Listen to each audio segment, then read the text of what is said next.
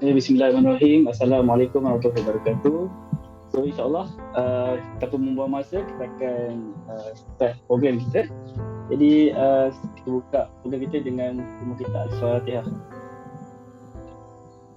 Alhamdulillah, syukur kepada Ilahi, dengan nikmat dan kurnianya akhirnya kita dapat bersama-sama berkumpul.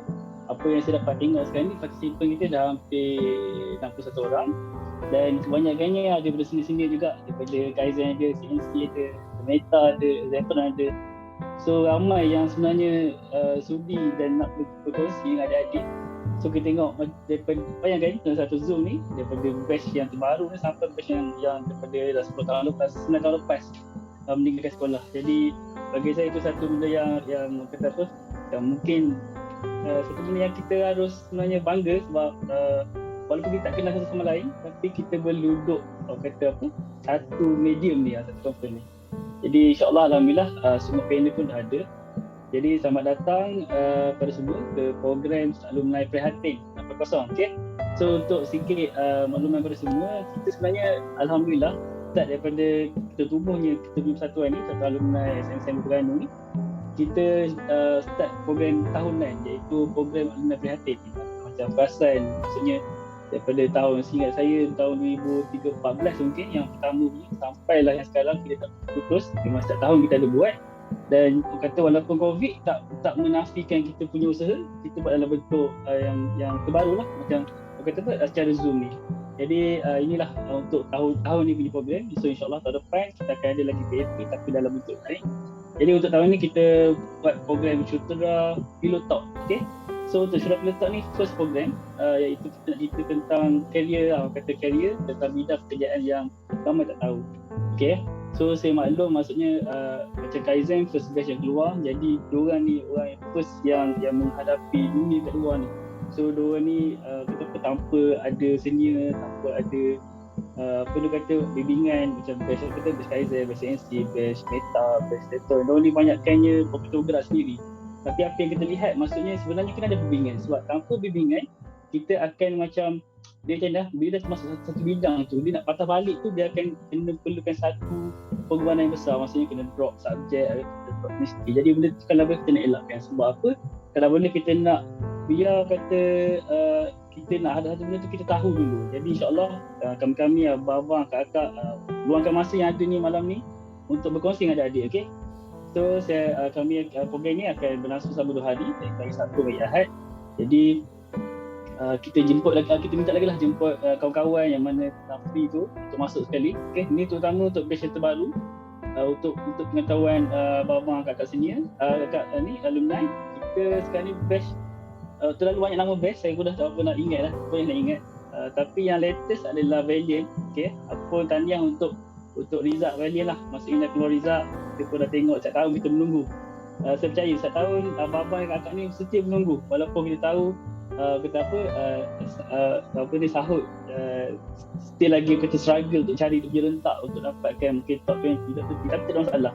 Even ke last kali pun kami still dia akan tengok juga ada kami. Jadi bagi saya benda ni satu semangat yang kata apa, benda yang kita perlu bangkitkan lah.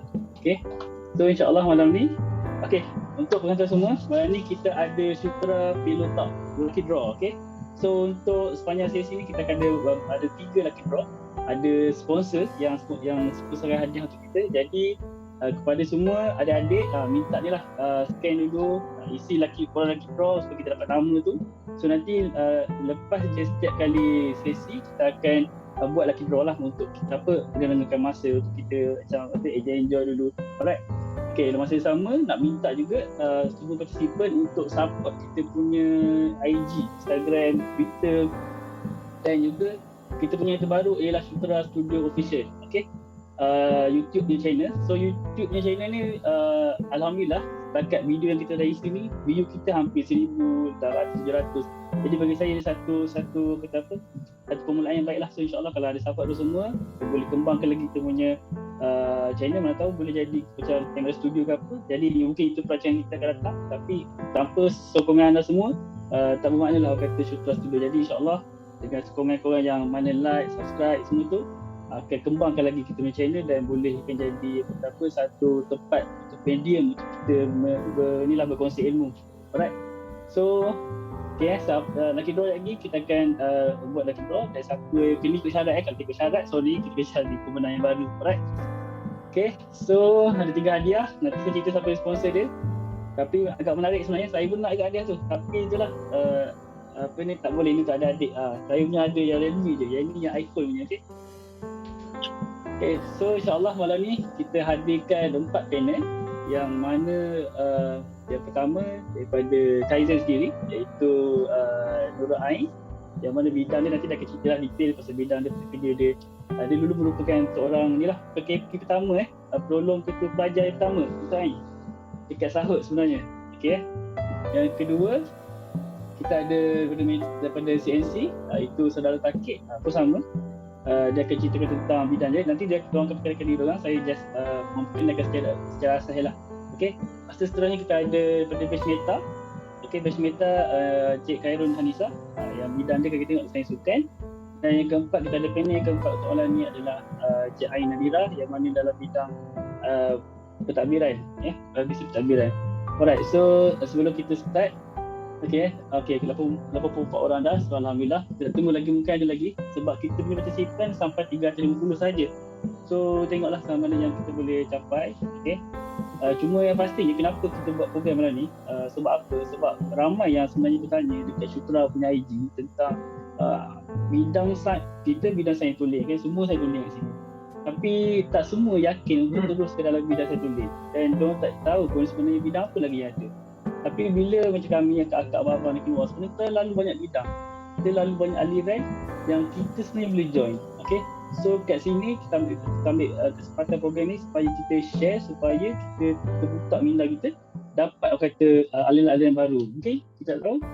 Alright, so macam sebelum kita start, saya akan ada sedikit briefing dulu tentang saluran pengajian SPM. Yang ni saya dah cerita dah itu, maksudnya yang program sebelum ni, tapi just orang kata apa, just untuk kita remind balik maksudnya apa yang kita boleh buat selepas SPM, terutama untuk batch valiant, apa yang dia boleh pergi macam sekolah STPM, boleh pergi asasi, matrik, STEM, IPG, A-level.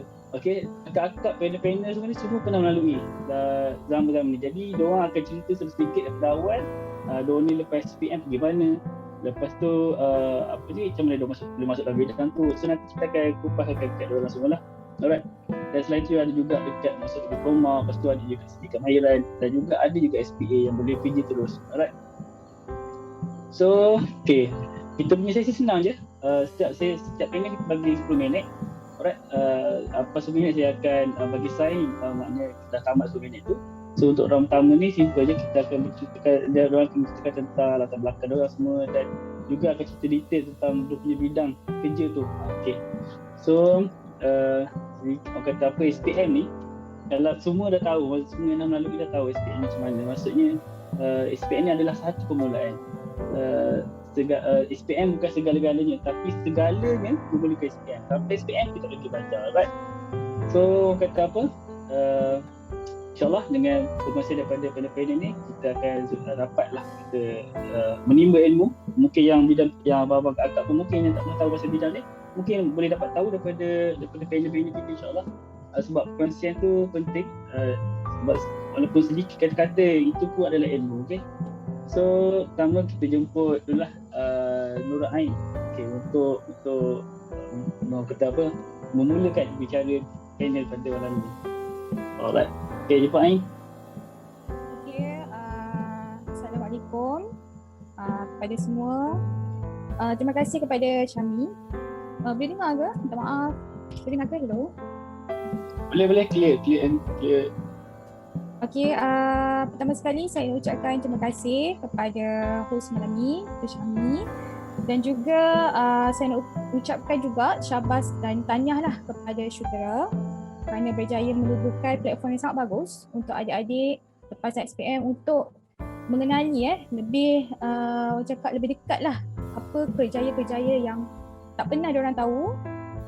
Jadi saya nak ucapkan syabas dan tahniah lah ya.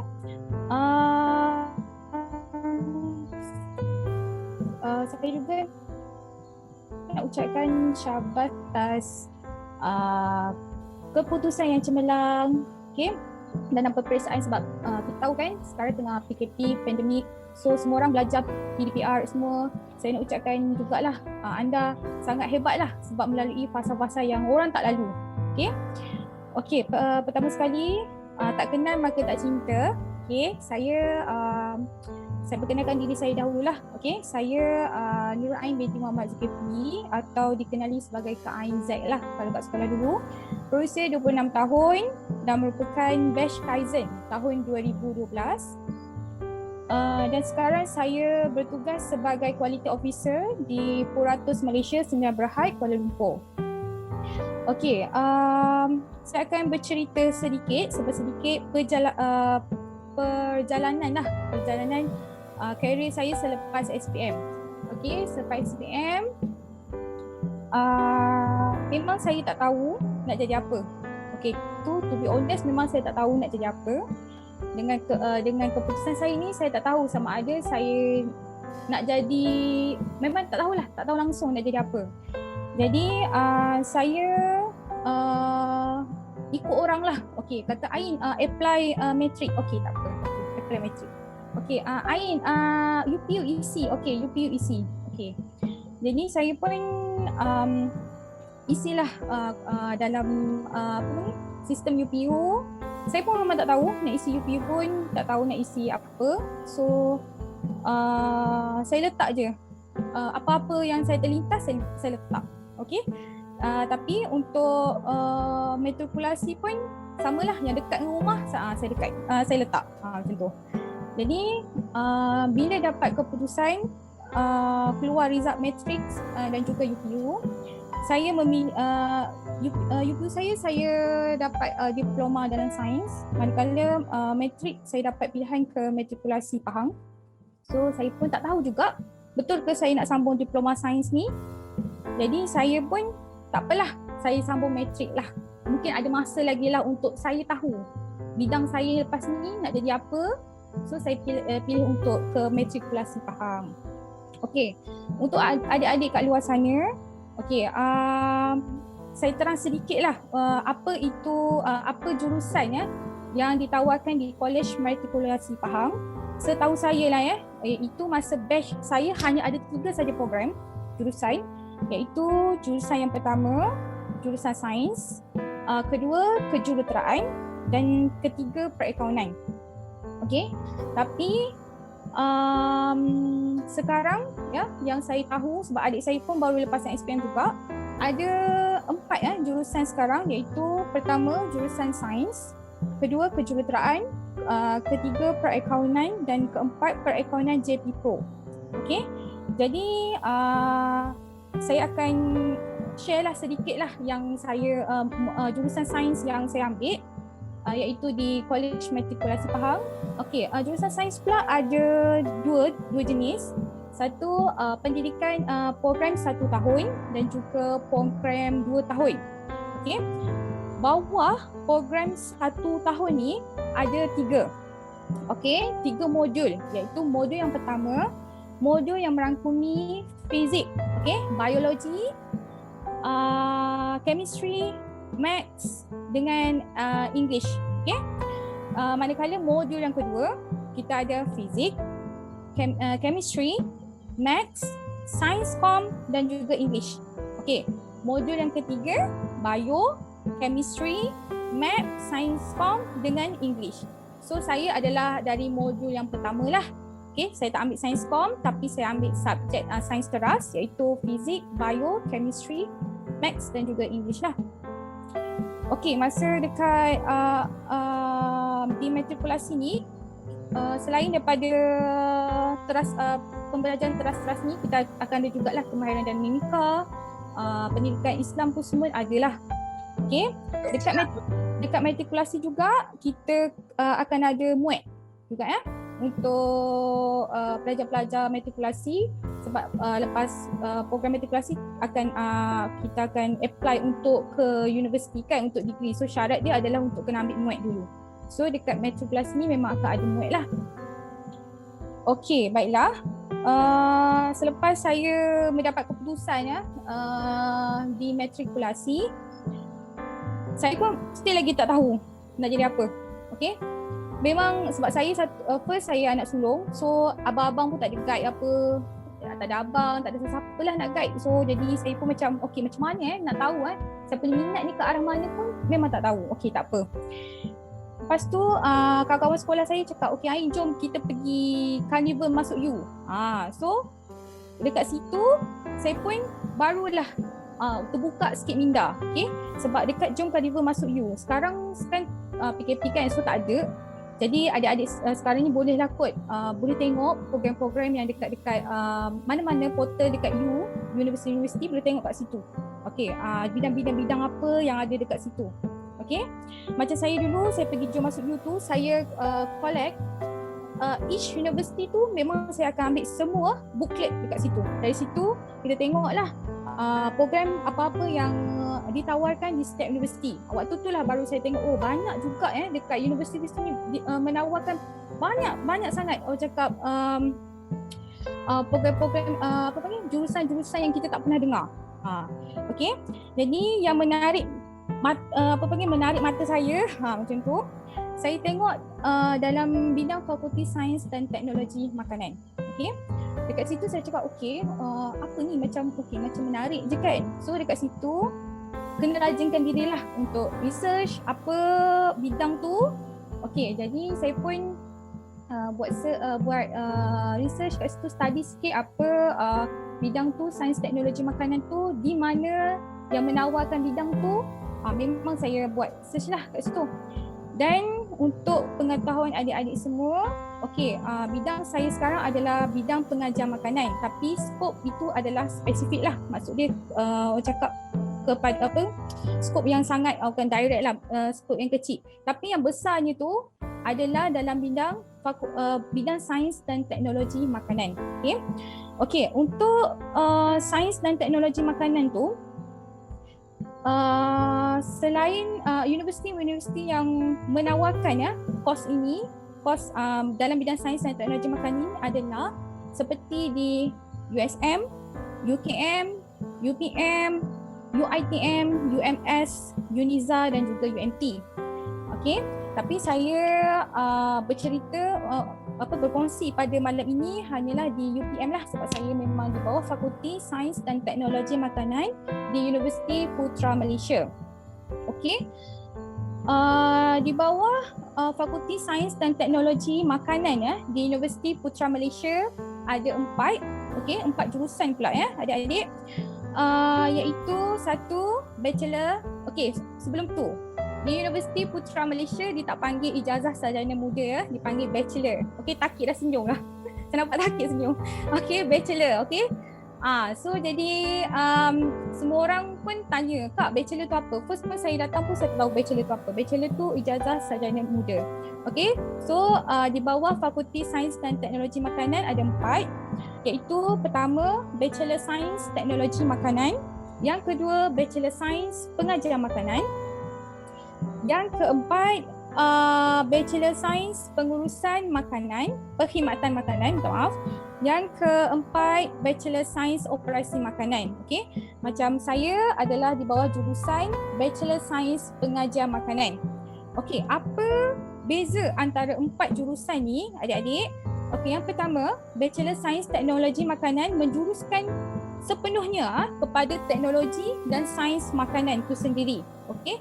Yang kedua, Bachelor Sains Pengajar Makanan yang saya ambil, dia ada 2 lah pecahan. Satu kepada makanan, yang kedua kepada pemasaran dan pengurusan makanan itu sendiri. Okey. Yang ketiga, Bachelor Sains Pengurusan Perkhidmatan Makanan, itu kos tu adalah untuk menjuruskan kepada yang spesifik kepada makanan, tetapi kepada directly kepada perkhidmatan, macam F&B. Yang keempat, ini adalah jurusan yang baru. Masa saya belajar dulu memang tak ada, sekarang baru ada, iaitu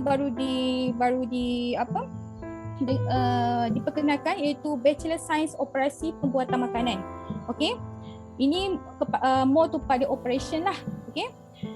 Jadi untuk malam ni saya akan share sedikit lah apa jurusan saya, iaitu Bachelor Sains Pengajar Makanan Okey, Bachelor Sains Pengajaran Makanan ni dia itu major dia. Okey. Tapi dalam Bachelor Sains Pengajaran Makanan ni kita boleh pilih pula dua minor, sama ada anda ingin kepada marketing, pemasaran ataupun yang kedua kepada pengurusan. Okey. Jadi saya mengambil minor saya adalah dalam pengurusan. Okey. Jadi walaupun anda belajar tentang pengajian makanan ni, belajar tentang makanan, tapi kita juga kena pandai untuk orang cakap kita kena ada asas entrepreneurship, keusahawanan, pengurusan ataupun dari segi marketing. Okey, sekarang macam sekarang kan kita boleh tengok sekarang waktu PKP ni, okey, orang kadang-kadang ada yang lost job apa semua kan. Apa yang kita nak buat? So kita kena ada asas-asas untuk kita buat marketing, asas untuk buat pengurusan. So daripada skill-skill yang kita belajar dulu, macam mana nak marketing sesuatu tu, jadi kita boleh buatlah, deliver lah waktu time-time yang macam ni. Okay. So dalam pengajian yang saya ambil ni memang meliputi lah yang berkaitan dengan makanan juga, dan juga meliputi entrepreneurship, keusahawanan dan juga marketing dan management. Jadi saya rasa itu sahajalah sedikit pasal berkenaan dengan kos saya. Jadi apa-apa lepas ni kalau ada adik-adik nak tanya ke, bolehlah terus DM saya ataupun dalam Q&A selepas ini ya. Terima kasih. Okey, terima kasih kepada Kak Ain lah. Kak Ain bahasa mudah sikit lah sebab kita juga keluarga semua. Jadi betul, saya pun rasa hampir pada semua senior lah, daripada Kaizen, Meta, Zetron sendiri pun atau Prodigy sendiri pun menghadapi situasi yang sama. Maksudnya terpinga-pinga nak tahu ke mana, tiba-tiba jumpa food, tiba-tiba jumpa bahagian ni. Tapi sebenarnya itulah kata apa yang menariknya, maksudnya bukan istilah gamble lah, tapi di istilah macam kita kata percaya ni kita maksudnya cuba cari satu benda yang boleh kata apa jadikan dia punya background. Sebab kalau perasan bila kita dah masuk satu bidang tu, sebenarnya bidang tu lah akan jadi tempat kita cari makan, tempat kita bekerja, tempat kita bina keluarga. Jadi bidang yang betul akan mempengaruhi kita punya gaya hidup, kesejahteraan hidup. Sebab kadang orang buat kerja dia tak enjoy. So itulah antara bidang, orang kata apa, antara benda je sebenarnya. Okay, so menarik sebenarnya apa yang Kak Ain tadi share. Sebab saya sendiri tak tahu pasal food security, saya tahu makan je pasal food ni. Yelah kita makan je kan, kalau dia kata kalau free kerja kedai makan ke, tapi tak sebenarnya.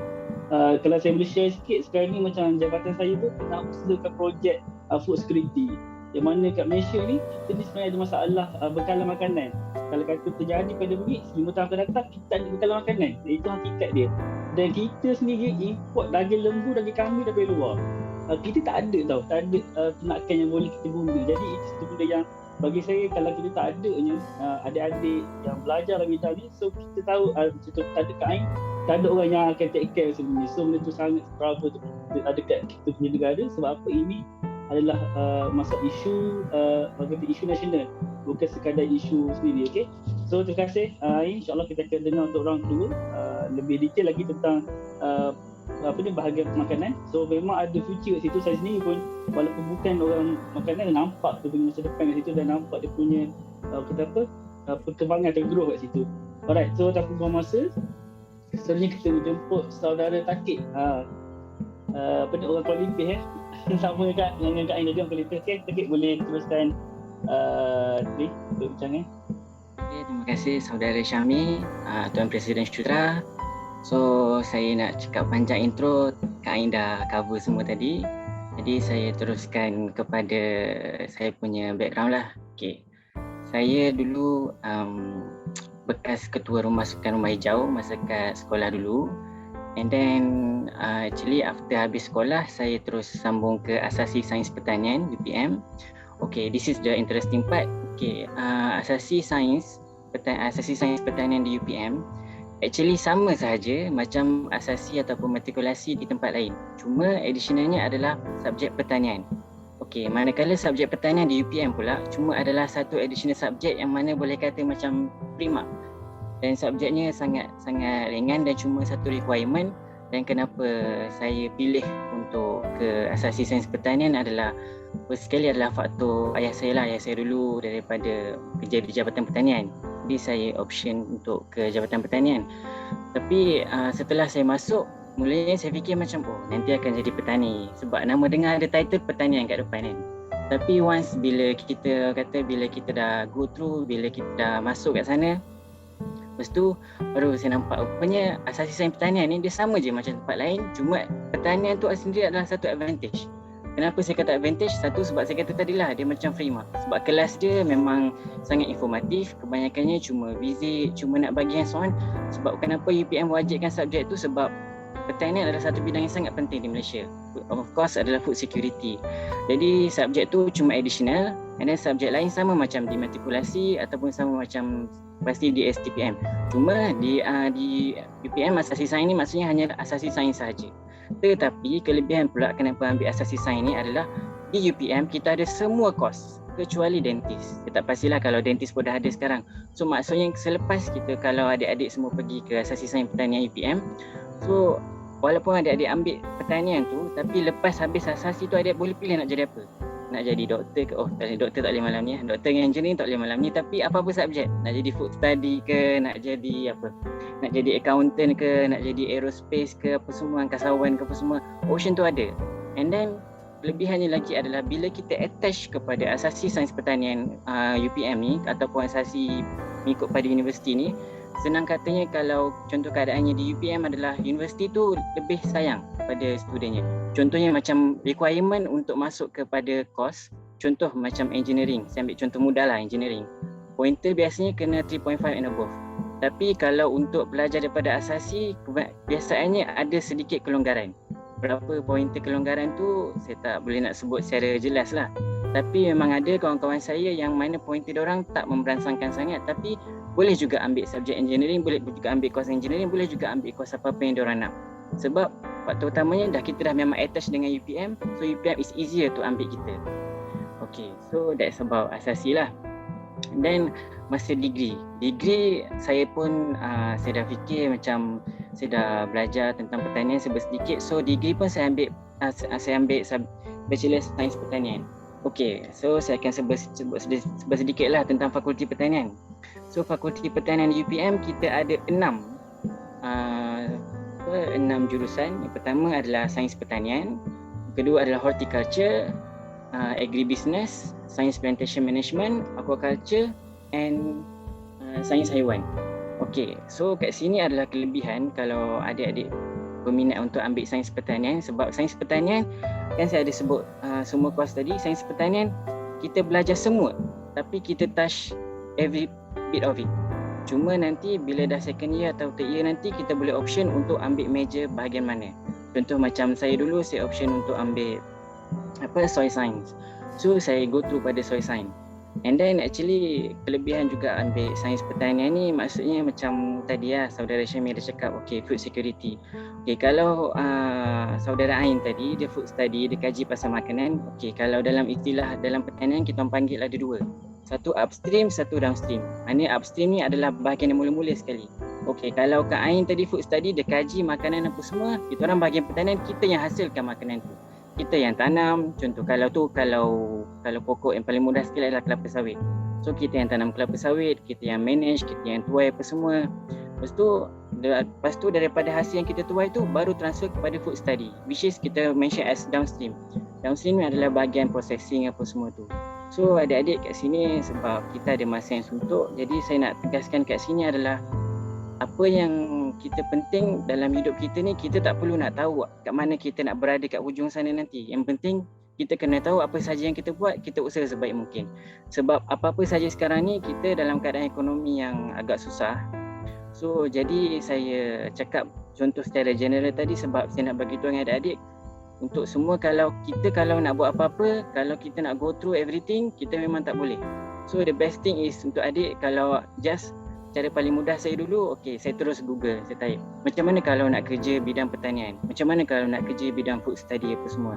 So adik-adik semua kalau nak go through in detail, boleh contact saya, boleh contact kita punya panel lain. Tapi in general hari ni saya harap adik-adik semua dapat maklumat secara general apa yang perjalanan yang kita daripada lepas habis di SPM sampai ke alam universiti. Okay, terima kasih. Okey, terima kasih untuk saudara Taqib. Jadi betul lah macam kita kata, sebenarnya kita kena betul mencuba untuk, ataupun tak perlu nak terlalu stres fikir kan. Sebab bila stres macam contohnya bila kawan ambil medik, kita tahu medik, kawan ambil engineering, kita tahu engineering. Sedangkan dunia sekarang ni perlukan semua orang tahu. Sebab saya okey, kita tengok sekarang ni lah, kita tengok dekat media sosial contoh kan, macam TikTok. Okey, berapa ramai sekarang ni TikToker yang mula menunjukkan macam dia buat pertanian. So benda-benda gitu walaupun nampak macam klise, tapi sebenarnya betul, benda tu dia ada demand. Kita cakap berkenaan soal 5 tahun akan datang, 10 tahun akan datang, apa permintaan dan demand and supply. Maksudnya kalau sekarang ni kita nak katakan, kalau boleh ada adik, okay, mungkin abang-abang kakak semua setuju, maksudnya kita kan boleh nak kena kembangkan lagi kita punya society kita ataupun kita punya persatuan. Alright. Okay, so tanpa buang masa kita jemput pada next. So daripada Abang Taqib akan cerita lagi lebih detail untuk second round. Okay, untuk round pertama ni kita akan jemput seterusnya Cik Khairun Hanisah. Akak Khairun Hanisah, iaitu yang dia background dia saya sukai. So insyaAllah boleh teruskan. Okay, baik, terima kasih Tuan Moderator, Abang Syahmi, dan Assalamualaikum warahmatullahi wabarakatuh. Selamat malam semua. Saya Khairun Hanisah binti Kamarudin, merupakan pelajar metamorfosis. Sebelum ini merupakan setiausaha Tok Rajari lah. Saya bukannya memegang jawatan yang besar pun dalam sekolah. Saya cuma seorang pembimbing rakan sebaya, bawah bimbingan Cik Lee, Cik Ma dan Cik T. Gitu. So, sehabisnya saya SPM, saya terus fikir aku nak jadi apa. Tentulah macam korang juga kan, aku nak jadi apa. Tapi macam saya, I don't have any specific ambition. Sebab I really love in science, tapi I hate maths. Saya tak suka math. Kalau siapa Cikgu Amri kot, dia tengok saya punya result SPM, dia gelakkan saya atas pentas tau. Dia cakap, kenapa result macam ni? Macam tu. Jadi tapi saya macam okay, take it as positive thing. Okay, kita pergi dengan apa yang saya minat. Okay, kalau macam kat sekolah dulu orang tahu saya kalau bagi je job MC, yeah, I'm going for it. Saya boleh bercakap dengan orang, I'm so ready. Lepas tu, tapi kalau macam benda tu kena ambil mascom and everything, tapi saya tak suka membaca, saya tak suka benda teori. Benda tu pula kacau. Saya akan pergi kepada minat saya. Gitu juga dengan adik-adik semua, saya harap semua akan follow dengan minat korang dan tak rasa terbeban dengan apa yang orang tentukan lah. Dan saya isi UPU, belum saya tak UiTM first kali, lepas tu saya tak UPSI. Lepas tu beberapa hari sebelum tu, sebelum submit, saya tukar balik. Saya buat UPSI first and secondnya UiTM. Dan bila keluar result UPU, Alhamdulillah saya dapat Diploma Sains in UPSI. Diploma Sains dekat UPSI. Tapi pada masa tu saya rasa macam, kenapa aku rasa macam tak happy ya? Kawan lain semua dapat asasi, dapat diploma UiTM. Tapi saya pun okey lah, kita positif lagi, muhasabah diri lagi, it's okay, just go. Okay, saya pun pergi. Sebab saya dapat juga asasi, saya dapat juga matrikulasi. Okay, matrikulasi masa tu saya tolak sebab orang cakap lah ni ada ura-ura sini-sini kan, beritahu okay matrikulasi belajar tak sebelah 8 sampai 5 kelas manjang lah, and I'm not really that person. Saya bukan seorang yang not into class and I love to go around, macam tu lah. Plus bapak saya bercakap, alah awak pun nanti belajar join MPP juga nanti entah apa belajar. So macam okay, tak apalah kita try for diploma. Dan yang shocknya diploma sains ni bukan 3 tahun, bukan 2 tahun setengah, it only take you 2 years, okay? 2 tahun je. Diploma sains UPSI sangat best, 2 tahun je, and dekat situ korang akan belajar everything termasuk lab. Dalam masa 2 tahun tu korang kejar lah apa semua. Tapi jangan risau, cuti SEM ke apa benda ke semua sama je dengan orang lain. Boleh cuti, tak ada masalah. And korang juga akan melalui fasa latihan industri lah. So korang boleh pergi ke lab-lab, company-company mana yang besar yang adanya berkaitan bidang sains, okay? Kalau dalam Diploma Sains UPSI, dia di bawah Fakulti Sains dan Matematik UPSI lah. Okay, kalau korang nak tahu, walaupun UPSI tu Universiti Pendidikan Sultan Idris, diploma dia ada yang pendidikan. Sekarang diploma dah tak ada pendidikan. Semua yang ijazah sarjana muda pendidikan saja yang ada pendidikan. Gitu. Jadi dalam Fakulti Sains Matematik ni, diploma dia ada 3 diploma. Okey, diploma sains, diploma sains matematik dan diploma teknologi maklumat. Okey, so untuk diploma sains ni biasanya kalau AdMed kredit pun boleh masuk.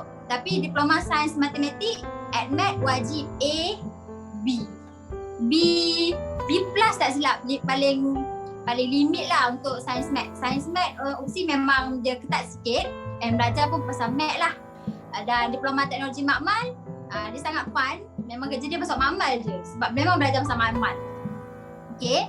Dan dalam diploma sains ni juga saya belajar semua kan. Macam setahu saya yang UiTM boleh pilih nak biologi ke nak kimia ke kan. Kalau diploma sains UPSI pengkhususan dia menyeluruh lah. Belajar kalkulus semua, belajar sains biologi pun semua, kimia pun semua, fizik pun semua. Kita orang pun macam apa pengkhususan kita orang sebenarnya, tapi yang baiknya kita boleh masuk ke dalam semua bidang lah apabila dalam pekerjaan diploma sains. Okey. Sehabisnya saya diploma sains, saya macam result diploma sains tu okey, not so bad. Tapi I learn a lot from my diploma journey sebab daripada situ saya join program universiti. Okay, this is one thing yang korang boleh dapat daripada universiti, iaitu korang boleh build up you punya soft skill. Soft skill tu macam yang you all tak dapat pun dalam kelas. You all akan belajar, korang semua akan belajar pasal how to talk in front of people, macam mana nak handle program, macam mana nak jadi seorang presiden yang bagus, macam mana nak pegang satu persatuan dan sebagainya lah. Sehingga kan saya dalam 2 tahun saya diploma UPSI tu, saya dihantar oleh UPSI ke mana-mana untuk mewakili UPSI menjadi wakil persidangan dan sebagainya lah. Itu salah satu pencapaian yang saya boleh cakap dibanggakan lah dalam perjalanan hidup saya di universiti. Lepas tu untuk degree pula, saya dah habis diploma tu, saya apply degree. Memanglah semua orang mengimpikan untuk menjadi seorang guru kan. Saya apply cikgu lah mana-mana yang saya layak dekat UPSI tu, sebab kalau once you pelajar UPSI, you are ada saluran, korang ada satu saluran yang orang cakap feeder, direct boleh masuk terus ke UPSI. Tak perlu isi UPU lagi sekali. Sebab itulah saya fikir macam dah diploma 2 tahun kat UPSI, I think I don't need to go any university lagi lah. Just go into dekat UPSI je. Saya isi feeder tu and saya tak tahulah melencong ke macam mana. Allah sudden, Allah dah tentukan saya dapat ijazah sarjana muda sains sukan, sains kejurulatihan, which is focusing on coaching. Okay, macam mana nak jadi seorang jurulatih yang berguna, jurulatih yang mempunyai kompetensi yang hebat dan sebagainya lah. Okay, apabila saya dapat ijazah sarjana muda sains sukan ni, tu adalah satu benda yang macam, kenapa aku dapat benda ni Betul ke jalan aku? Aku bukan atlet. Aku bukannya seorang yang mewakili negara, wakil negeri pun tak. Kalau kat Sahut dulu pun saya bawa Sahut punya handball team yang sebelum tu memang tak ada coach. Cikgu mana bawa saya lupa dah. Ke peringkat daerah je. Sampai itu je. Sebab saya memang main handball daripada kecil. Ayah saya seorang jurulatih MSSM. So saya main sampailah sekolah tu tak ada handball, saya buat dia ada handball, saya nak pergi main kat cikgu. Macam tu. So bagi saya dalam hati saya pun macam okey, Allah dah tentukan dia ini, aku pun ada potensi dalam sukan, aku pun minat. Sebab masa diploma pun saya memang aktif jogging, saya memang menjaga berat badan dan sebagainya lah, saya memang workout sendiri. Okey, mungkin Allah tentukan ini untuk aku buat supaya prove them wrong. Prove orang yang cakap Nisa kau gemuk lah, kau tak boleh lah. Okay. Itu satu benda yang kita kena buat lah. Macam saya tak suka orang pandang rendah saya. Tak boleh betul. Jadi kita ambil benda as positive thing and kita take the positive side. Okay, berbalik kepada UPSI punya sains sukan kan. dia duduk bawah Fakulti Sains Sukan dan Kejuratihan. Okay. Keseluruhannya saya duduk kat UPSI ni dah 5 tahun lah. Alhamdulillah, matang dah umur saya kat UPSI ni kan. Dan dalam Fakulti Sains dan Kejuratihan ni, Sains Sukan dan Kejuratihan ni, ada diploma, jangan risau, ada diploma. Tapi diploma Sains Sukan UPSI, kalau korang nak masuk, kalau adik-adik nak masuk, setahu saya kelayakan untuk masuk, kelayakannya anda mestilah seorang atlet yang bermain sehingga peringkat negeri, mewakili daerah ke peringkat negeri. Itu minimalnya. Sebab dalam diploma tu memang semua atlet negara, babe. Macam tu macam dia main Malaysia lah macam tu. I know semua orang ada crush kat ni kan. Saya pun masa diploma dulu, Usha abang masa suka ni handsome, babe. Macam tu. So dalam Fakulti Sains Sukan ada diploma Sains Sukan dan Kejuratihan. Okay, so korang daripada SPM boleh direct juga apply. Okay, tak ada masalah. Kalau korang nak try juga, korang really deep into sukan, into sport, and how nak belajar pasal health, pasal macam mana nak buat training program, workout dan sebagainya tu, gaya hidup yang sihat tu memang dialulukanlah masuk. Okay, jangan rasa macam ala minimal kena atlet negeri, tak perlu rasa macam tu. Korang boleh give it a try, no problem. Okay, dan dalam Fakulti Sains Sukan dan Kejuratihan tu ada berapa coaching. Okay, ada beberapa ijazah sarjana muda. Okay, ada 2 pendidikan, 2 tak pendidikan. Okay, yang pertama ijazah sarjana muda pendidikan jasmani, itu untuk jadi cikgu PJ lah. Yang kedua ijazah sarjana muda sains sukan, ijazah sarjana muda pendidikan sains sukan. Okay, sains sukan ni yang mengajar sains sukan untuk form 4 dan form 5 dan STPM. Itu yang mengajar aku form. Dan untuk degree yang bukan pendidikan, saya bukan pendidikan, ijazah sarjana muda sains sukan, sains kejuratihan. Okay, kita more to coaching, macam mana nak jadi seorang jurulatih bola sepak yang berguna, jurulatih petong dan sebagainya. Dan yang paling best, ini orang panggil doktor dalam sukan lah, iaitu ijazah sarjana muda sains sukan rehabilitasi sukan. Okay, ini adalah more to recovery. Macam mana nak bagi terapi kalau orang tu injured, kalau orang tu ada muscle soreness, apa kita kena buat, macam tu lah. Okay, so Alhamdulillah saya dah tamat ijazah saya, dan saya syukur sangat dapat masuk ijazah sarjana muda sains sukan sains kejuratihan ni, sebab saya belajar satu benda yang baru pula. Korang ada nampak tak dia punya kontras? Saya punya diploma dengan saya punya degree. Daripada seorang yang duduk kat lab kepada seorang yang duduk padang. Itu sebenarnya keseronokan. Saya seorang yang cari keseronokan dalam belajar. Saya bukannya stres dengan buku, tak. Kalau korang nak jadi macam saya, korang boleh contact saya kalau nak tanya tips-tips macam mana cara untuk enjoy dalam belajar tu. Okay. So kalau korang berminat untuk tahu lagi mendalam pasal UPSI, korang boleh direct juga tanya kepada saya. Sebab saya dulu pun seorang yang membawa nama UPSI naik keluar, dan saya juga merupakan seorang mantan Majlis Perwakilan Pelajar UPSI tahun 1920. Jadinya hati saya dekatlah dengan UPSI. Okay, dengan manajemen UPSI and everything. I really into my university.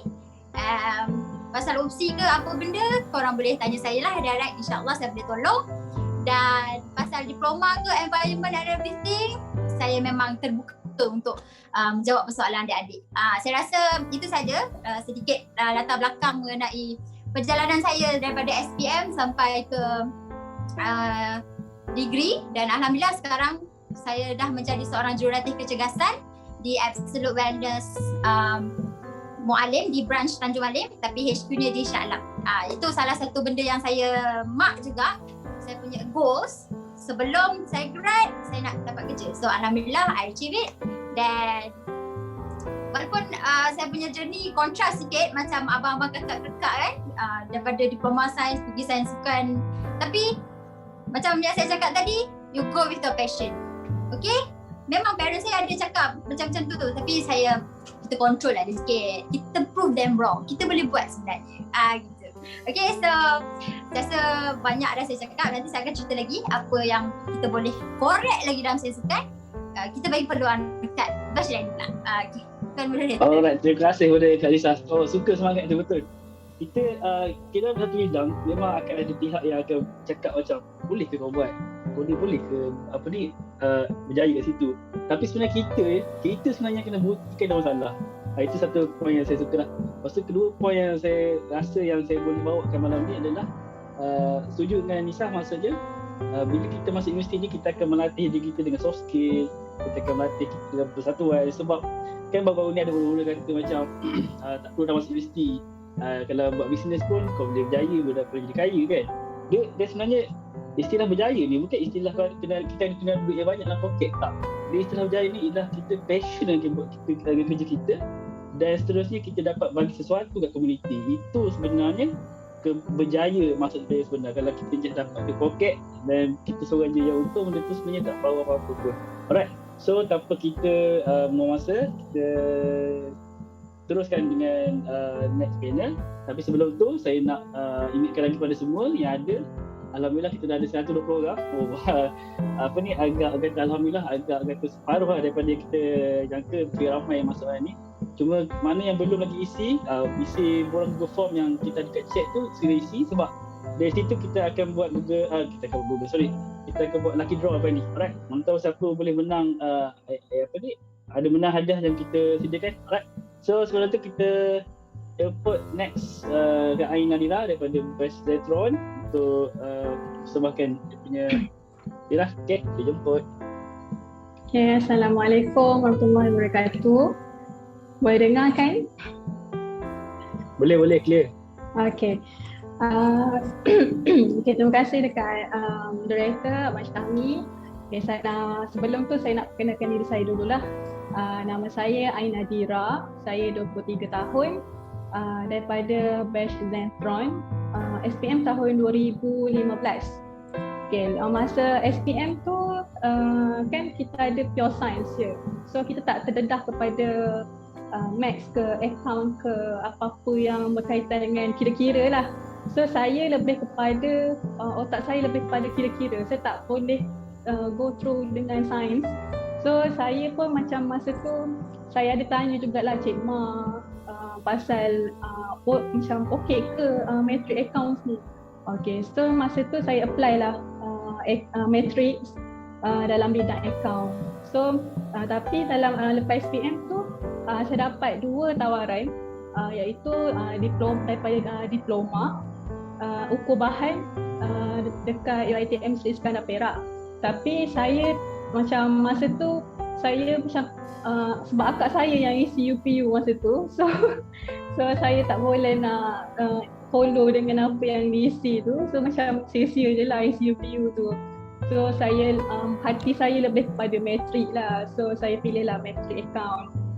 Saya dapat matric account tu dekat College Matrikulasi Pahang. Sama dengan Kak Ain Z rasanya tadi. Lepas tu masa dekat matric ni dia setahun je, matric account setahun je.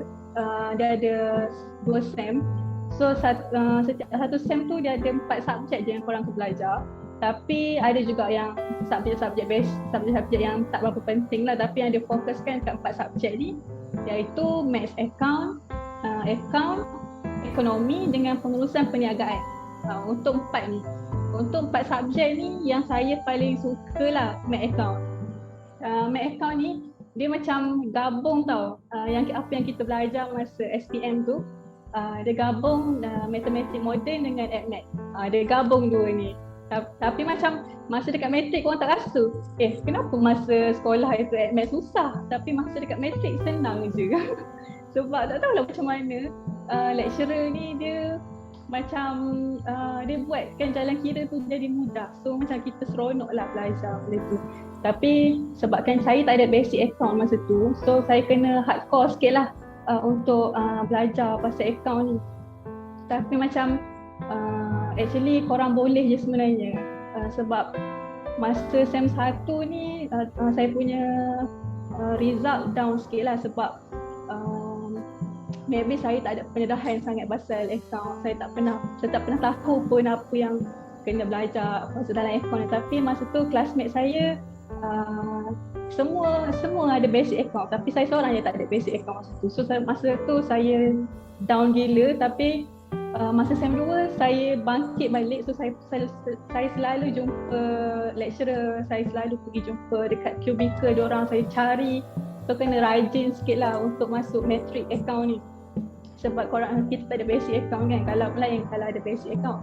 Tapi korang tak payah risau lah, sebab kita ambil admits kan masa sekolah. So nak apply dalam matric account ni boleh je, tak kisah pun, sebab kita ada basic admits. Tapi kan admits tu kena lulus lah rasanya. Lepas tu lepas daripada habis matric, alhamdulillah saya dapat result walaupun tak memberangsangkan, tapi okey lah dengan apa yang saya target. Dapatlah 3 point something macam tu lah. Tapi masa tu saya tak terfikir pun saya nak ambil apa sebenarnya ni. Saya nak ambil account ke, saya nak ambil bahagian business ke, ataupun saya nak ambil bahagian maths ke. Saya tak tahu masa tu. Tapi sebab kan saya tengok result saya, nak ambil account macam tak lepas tau. Sebab account ni dia punya pointer kalau korang nak minta. Biasanya dekat university ni dia akan tengok korang punya pointer dalam 3.5 dan ke atas, ataupun 3.7 dan ke atas macam tu lah. Lepas tu dia tengoklah sekali kita punya BI kot macam tu. Lepas tu saya macam okey tak apalah, sebab saya punya result tak adalah tinggi mana, tapi boleh lah. Tapi saya macam tak yakin nak ambil account. So saya pun terfikir nak ambil, macam saya google semua you. Saya tengok dekat syarat kelayakan semua tu. Lepas tu saya macam berminat dengan business admin. So saya try lah apply untuk business admin, sebab dekat biasanya business admin ni dekat semua you ada rasanya. Saya tak sure yang tu. Tapi apa yang saya tahu, dekat saya apply Uniza, saya student Uniza dekat Kaum Badak. Saya dekat situ ada fakulti saya ada 4 course, account. Lepas tu business admin dia ada 3, sekarang dia dah ada 3. Dulu masa zaman saya hari tu ada 2 course tu, iaitu business admin dalam pengurusan risiko dan takaful. Satu lagi business admin dalam bidang Islamic finance. Tapi sekarang ni dia ada yang baru, Islamic wealth management macam itulah. So course saya business admin tu major lah, tapi minor saya kepada risk management takaful, pengurusan risiko dan takaful. So dekat situ saya belajar banyak kepada insurans lah, pasal takaful, pasal risiko, semua tu. Tapi actually business admin kan, major kan business admin. So business admin ni luas sebenarnya, banyak sangat korang boleh belajar. Masa saya belajar tu, saya ada juga ambil marketing, subjek HR, subjek finance, account, semua ada dalam tu. So korang tak payah risau lah nak ambil business admin ni, sebab dia luas sangat. So apa yang saya belajar masa dekat ni, subjek elektif dia banyak kepada insurans lah. Tapi korang jangan fikir korang ambil ni korang jadi agent insurans ke? Tak pun. Macam bukannya korang ambil degree bahagian takaful, korang target nak jadi agent insurans je. Tak pun sebenarnya. Banyak sangat pekerjaan under insurans sebenarnya. So bisnes kalau korang nak contoh, walaupun korang punya lebih kepada insurans, tapi korang boleh je nak try minta jadi admin assistant ke bahagian-bahagian yang business admin lah, bahagian admin.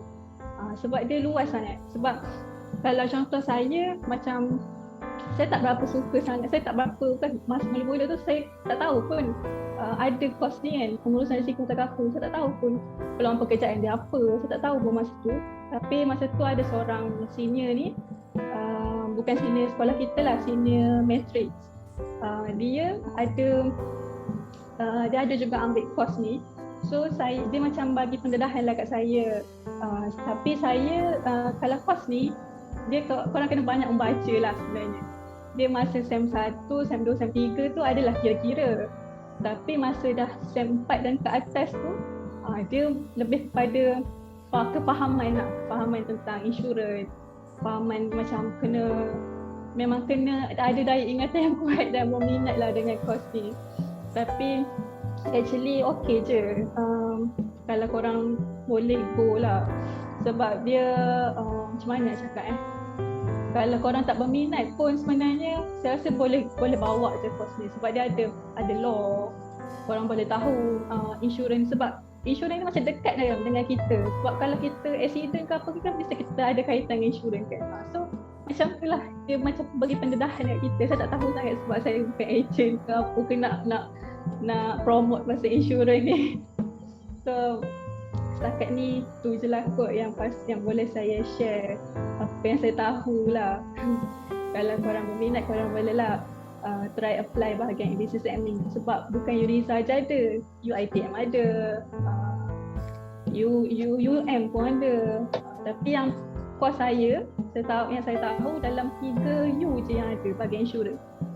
So macam kalau peluang pekerjaan tu korang boleh nampak banyak peluang pekerjaan dekat luar sana.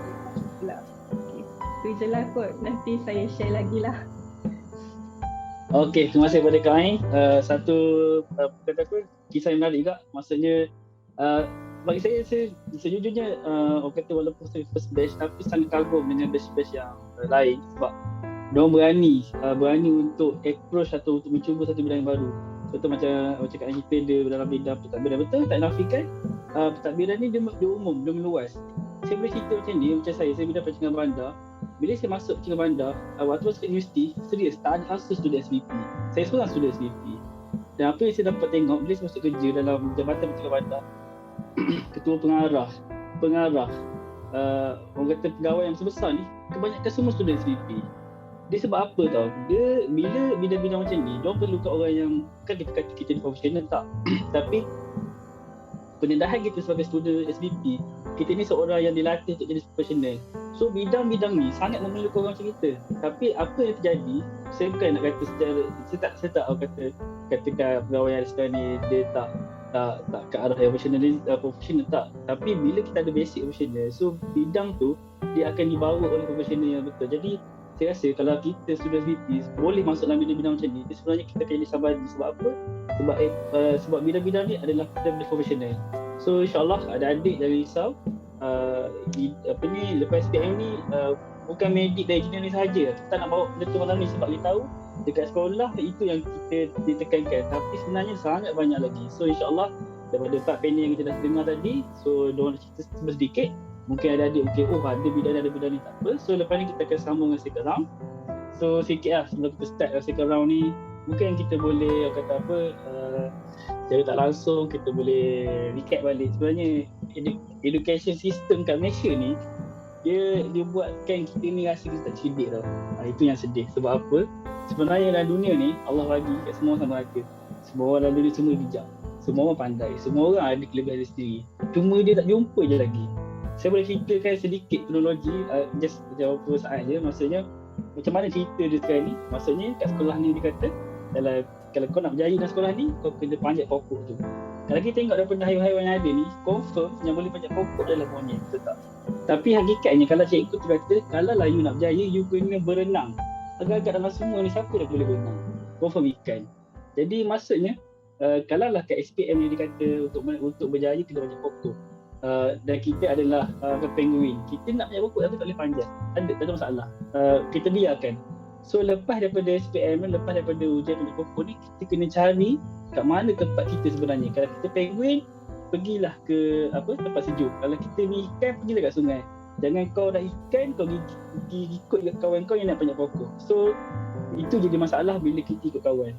Dan itu juga jadi masalah bila kita ikut orang ni untuk tentukan tempat mana kita ada. Kalau boleh, biar kita yang menentukan kat mana tempat kita sendiri. So insyaAllah kita akan buat kerja dengan gembira, happy, dan kita akan buat dengan passion. Itu yang paling penting. Okay.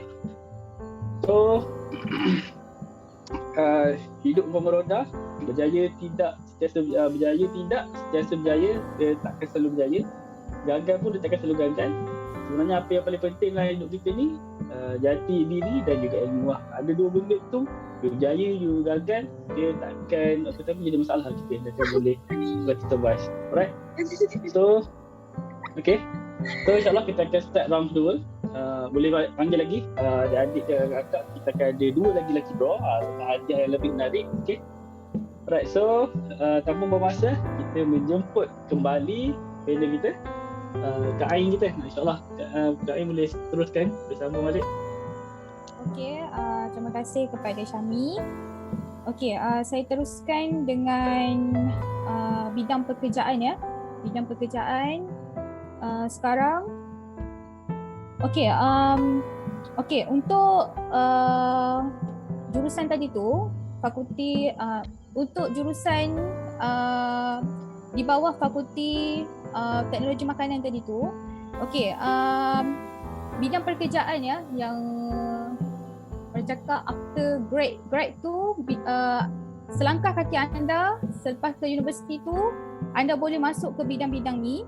Itu seperti di government sendiri, iaitu di Kementerian Industri Asas Tani. Kedua di MARDI. Ketiga macam FAMA di bawah Kementerian Kesihatan, Teknologi Makanan di bawah JAKIM. Okey, dekat situ peluang pekerjaan untuk di bawah penyelidikan dan juga teknologi makanan sangat meluas lah. Okey. Untuk sekarang saya bekerja di bawah sektor swasta.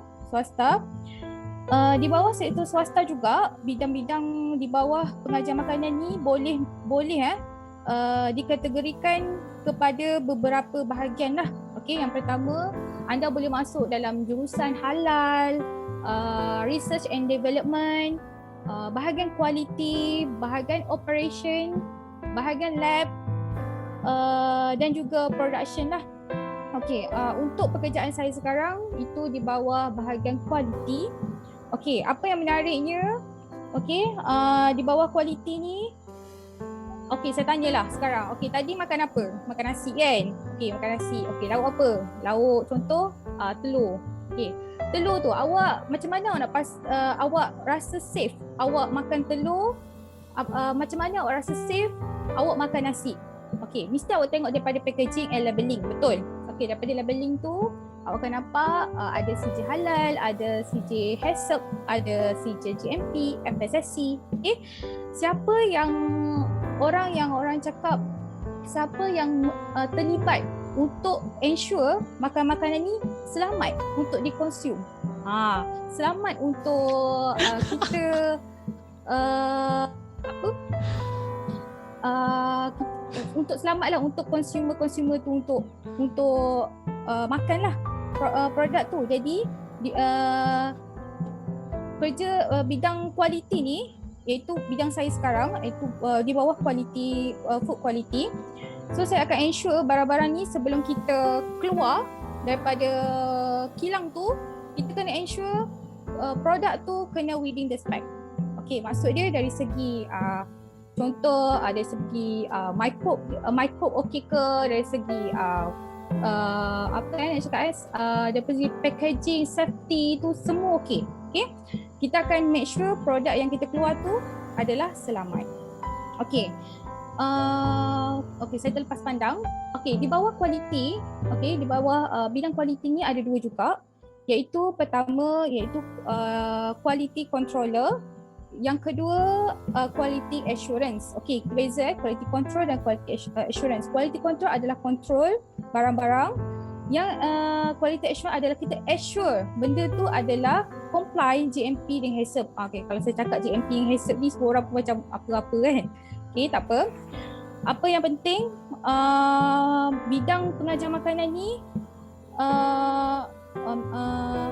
akan, bidang pengajaran ni bukan sahaja mementingkan pekerjaan-pekerjaan ni lah macam kualiti halal, tetapi juga hello? Line okey ke? Hello, dengar ikut. Okey, dengar. Dengar Sorry, dia line dia kejap ada, kejap tak ada. Okay, minta maaf ya. Dengar Kak Ain. Okey, dengar. Okey, terima kasih. Okey. Jadi, sekarang bidang pekerjaan saya sekarang di bawah bidang kualiti. Okey, sekarang kerja saya sekarang adalah untuk ensure produk incoming raw mat. Raw mat maksudnya apa yang barang-barang daripada supplier kita ensure kualiti tu okey ke tak, within the spec ke tak, okey. Dan juga ensure finish product. Okay, finish product tu, produk yang dihasilkan di kilang tu okey ke tidak. Okay. Jadi selain daripada itu, bidang saya juga dia cover untuk hygiene. Okay, hygiene, premise. Kita produce produk tapi dalam masa sama kita nak ensure hygiene tu okey ke, tip-top ke tak. Okey, macam kita lah kalau masak kat rumah kan. Kita masak kat rumah, kita mesti basuh tangan dulu, betul? So kita nak ensure juga dekat kilang-kilang pun, pekerja-pekerja pun follow dia punya hygiene dan make sure lah apa-apa prosedur untuk packaging ataupun buat production tu memang follow the SOP dan standard dia. Okey, selain itu juga as a quality officer macam sekarang ni saya pun kena make sure okey produk dan company itu follow daripada segi HACCP, GMP and also the FSC, dia comply and meet the standard lah untuk government. Dan juga saya juga handle juga, okey, walaupun saya ni belajar food, tapi dalam masa yang sama as a quality officer kena juga handle pest control. Okey, macam kita lah kalau kat rumah kan, kalau masak-masak makanan terabur ada lipas. So macam mana nak handle apa pest-pest tu yang datang. So jadi itu adalah sedikit lah tugas saya di tempat kerja saya sekarang. So selain itu juga untuk adik-adik, bidang pengajar makanan ni macam saya sekarang adalah quality officer, okey. Tapi kalau adik-adik macam tak berminat dalam kualiti, macam ala leceh lah, asyik nak cek ni, nak cek barang, adik boleh kepada bidang halal. Okey, halal ni bagus juga sebab rakan-rakan saya pun selepas grad from UPM ada ramai je masuk dalam bidang halal dan juga R&D. Okey, siapa yang suka challenging, macam suka orang cakap apa, try a new thing, boleh juga masuk R&D. Okay, kalau contoh sekarang makan-makan nak variation kan, nak makan-makan contohlah popcorn. Sekarang apa famous popcorn, letak salted egg ke apa ke. Mungkin ada benda lain lagi nak buat kreatif ataupun innovation lagi, boleh masuk dalam bidang R&D. Okay, yang keempat juga operation. Jenis yang macam saya tak nak lah, saya nak juga duduk sama-sama dengan diorang, saya tak boleh kerja work alone, boleh masuk dalam bidang operation. So daripada bidang-bidang pekerjaan ni, ada apa yang penting adalah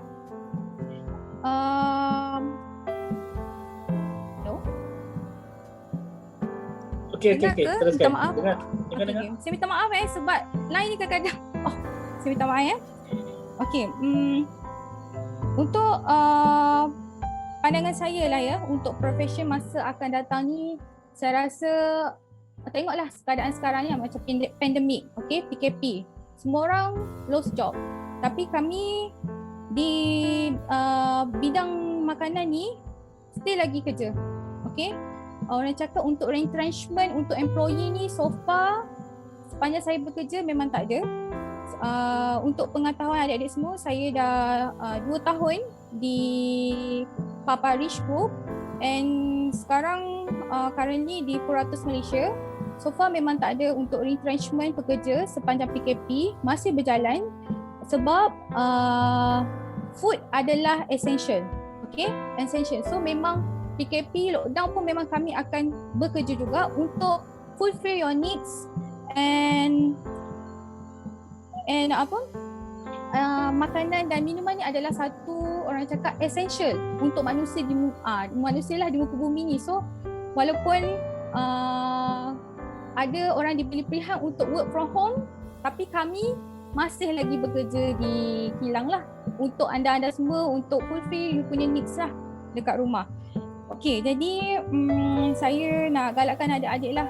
Okey, siapa-siapa yang boleh, siapa-siapa yang berminat dengan makanan ni, bolehlah untuk try untuk ceburi. Okey, ceburi dalam bidang sains dan teknologi makanan.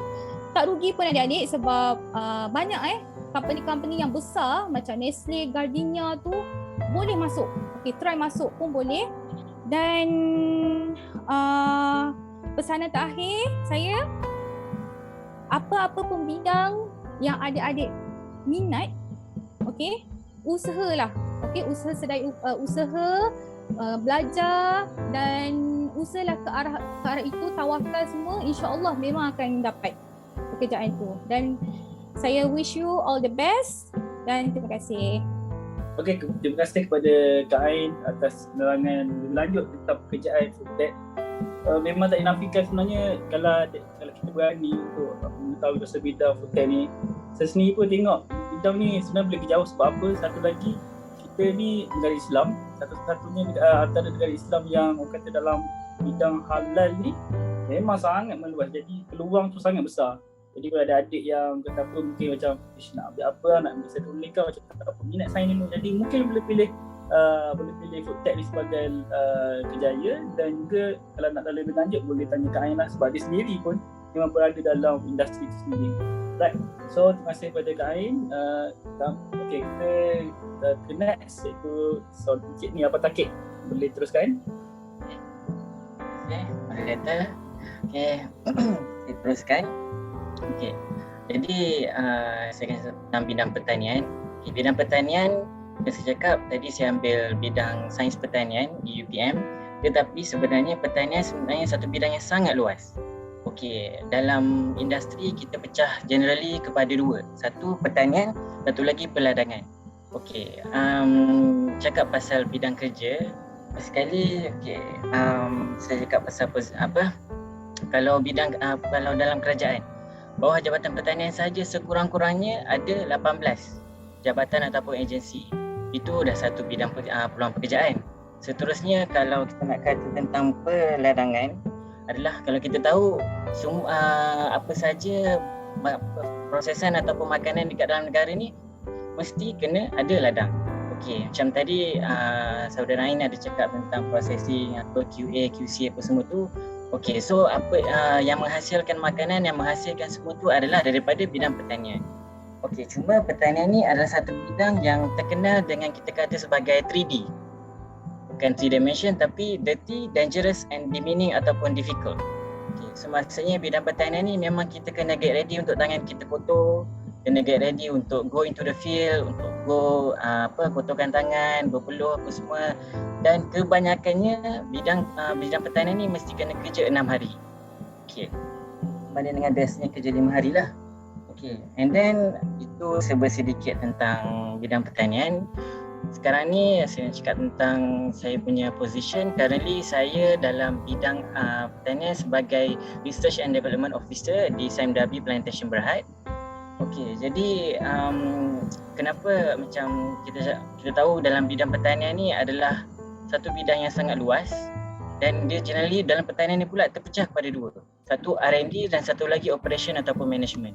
Okey, kalau operation adalah bidang yang mana kita memang cakap tadi adalah kita memang kena go through daripada awal. Kalau kita nak kata ternak ayam tu daripada telur sampai menetas sampai dah jadi lauk dekat atas meja tu.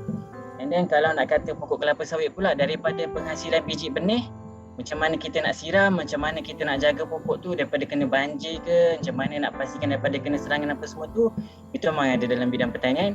Dan ini adalah satu bidang yang sangat penting dan saya amat galakkanlah semua untuk menceburi sebab sekarang ni bidang ni adalah satu bidang yang sangat berpeluang sebab macam saudara Syami cakap tadi, kita sekarang ni dekat Malaysia kita ada satu isu food security ataupun keselamatan makanan yang agak mencabar sebab contoh yang paling mudah adalah sekarang ni di Malaysia makanan yang kita hasilkan sendiri dengan cukup hanyalah telur ayam, dan maaf cakap adalah babi.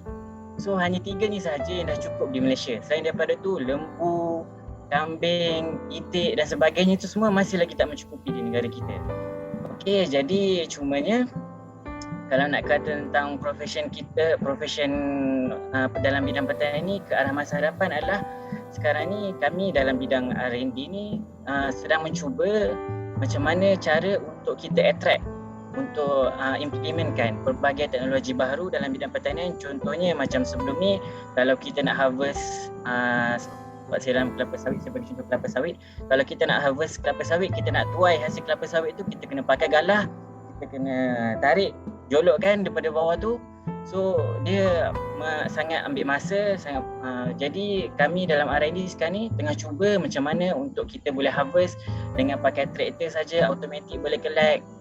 Jadi so maksudnya kat sini adalah nak katakan kalau profession ni walaupun saya kata tadi adalah 3D, difficult, dangerous and demeaning, tapi di masa kehadapan kita akan cuba implementkan supaya bidang ni akan tidak lagi sesukar yang sekarang. Cuma cabaran dia adalah di Malaysia ni kita ada muka bumi yang sangat mencabar. Cumanya bidang pertanian ni adalah satu bidang yang sangat luas lagi. Dan kalau adik-adik nak tahu lagi lanjut macam mana cara untuk menceburi ni dan macam mana cara untuk kita dapat attach dengan company yang mana boleh bantu untuk kita develop. Kenapa saya sebut kenapa kena attach dengan company yang boleh bantu kita develop? Sebab bidang pertanian adalah satu bidang yang sangat menggunakan tenaga. Jadi kalau kita pergi kepada company yang mana kita lah kena jadi pekerja, kita lah yang kena jadi pegawai, so itu akan jadi satu cabaran lagi. So jadi setakat ni yang saya nak tekankan seperti yang saudara Haris cakap, soft skill tu adalah satu benda yang sangat penting. Dan satu benda yang saya belajar adalah ilmu yang kita belajar dalam kelas tu bantu untuk kita sampai kepada pintu untuk interview. Tapi untuk sampai untuk kita dapat masuk ke company-company besar, kita perlukan ilmu daripada soft skill. Daripada contoh macam MPP, daripada program-program luar kelas. Jadi itu saja setakat ini daripada saya. Terima kasih. Okey, terima kasih kepada Abang Takik atas kongsian tadi.